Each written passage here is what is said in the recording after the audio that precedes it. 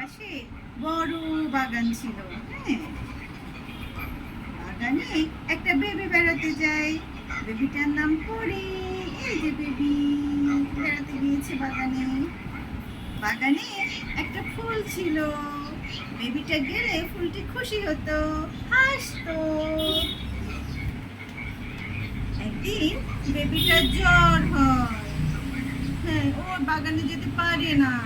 তাই দেখে ফুলটি আর হাসে না। পরের দিন বেবি আবার বাগানে যায়, যে বাগানে গিয়েছে। ফুলটি খুশি হয়, অনেক হাসি, এই যে হাসছে।